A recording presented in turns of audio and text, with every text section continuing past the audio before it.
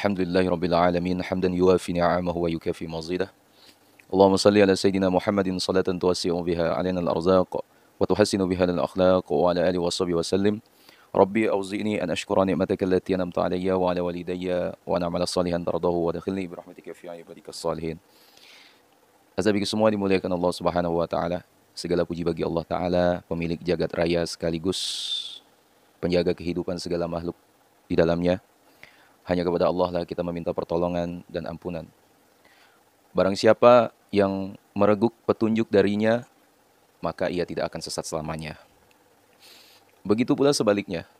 Barang siapa yang disesatkan dari koridornya, maka tidak seorang pun yang dapat menyalakan lentera hidayah di relung hatinya.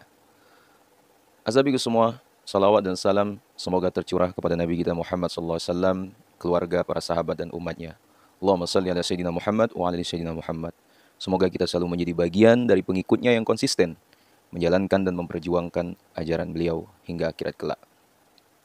Azabiku semua, saya tidak mengerti ataupun tidak tahu apa yang terjadi kepada di kalangan manhaj Wahabi dalam menyikapi perang di Palestina. Terjadi perbedaan pendapat di antara kalangan ustadz mereka. Yang pertama, ustadz mereka mengatakan untuk menyuruh agar warga masyarakat Palestina itu hijrah. Silakan kalian simak video berikut ini. Apakah benar Syekh bin Baz dan Syekh Al-Albani memfatwakan agar rakyat Palestina berhijrah dan tidak melawan agresor Yahudi? Benar fatwa ini. Para ulama mengatakan harus hijrah dari negeri ini ke negeri Islam, hijrah. Adapun soal Masjid Al-Aqsa kita serahkan kepada Allah Subhanahu wa taala. Nah, sekarang orang-orang Palestina hijrah, tinggalkan Masjid Al-Aqsa, Allah yang akan bela. Jihad di mana yang benar? Hah? Palestina enggak? Siapa bilang? Palestina harusnya hijrah, bukan jihad. Sama kayak Rasul di Mekah 13 tahun, apa ngelawan? Palestina ini ditunggu anak Israel, ditunggu orang datang bom bunuh diri itu ditunggu. Kenapa? Bang, bunuh diri, mati 4-5 orang Israel. Alasan, tank 10, helikopter 10, 100 mati, pukul lagi perbatasan. Tuh, ditunggu. Mandorot yang lebih besar akhirnya terjadi kan? Yang dibunuh anak-anak kecil, wanita, ya, bibit yang dimatiin. Benar sebelah mana Palestina? Nah, asabiku semua. Tapi ada lagi yang menyatakan bahwa sifat pengecut itu hukumnya haram. Jadi harus dilawan jika hak kita dirampas orang lain. Azabiku semua, dari fatwa yang dikatakan, dari pernyataan yang disebutkan oleh Ustaz Wahabi tersebut, saya malah sangat suka dengan pendapat Ustaz Khalid Basalamah ya. Apa tidak sebaiknya warga Palestina ini meninggalkan tanahnya mereka, Ustaz? Jadi hijrah ke tempat yang lebih aman, Ustaz.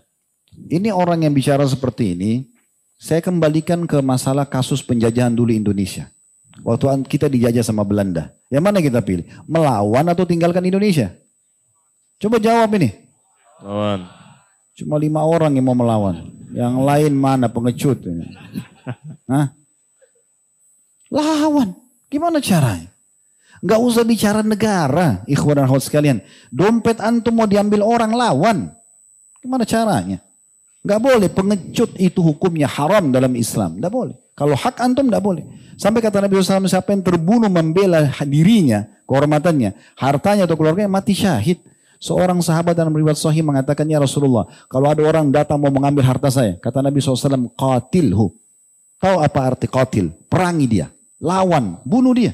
Jadi kalau yang seperti dikatakan oleh Ustadz Riyad Bajre dan Ustadz Jawas, ya, itu saya tidak sependapat.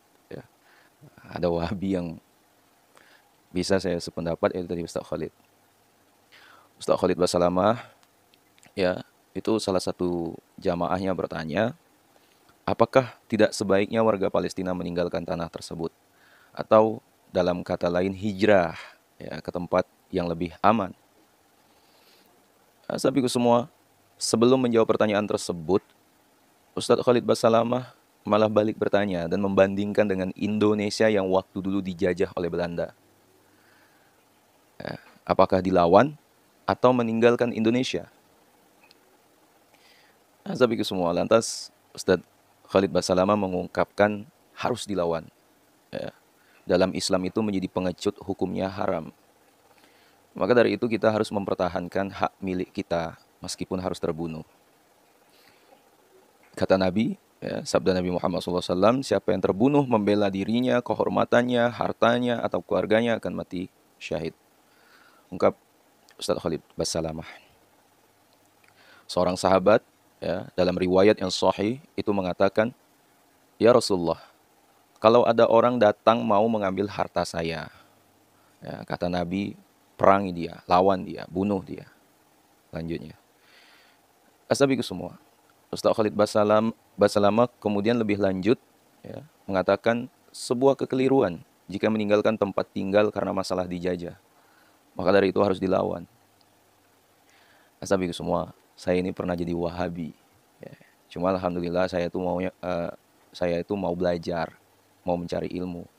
Ya. Mengenal majelis Ustaz Khalid Basalamah pun sudah semenjak lama, mulai dari 2013. Ya. Beliau ini termasuk ustaz yang bisa mengerti keadaan, membaca situasi pun tidak pada satu titik masalah. Ya, jadi wajar kalau beliau mengatakan seperti itu. Ya.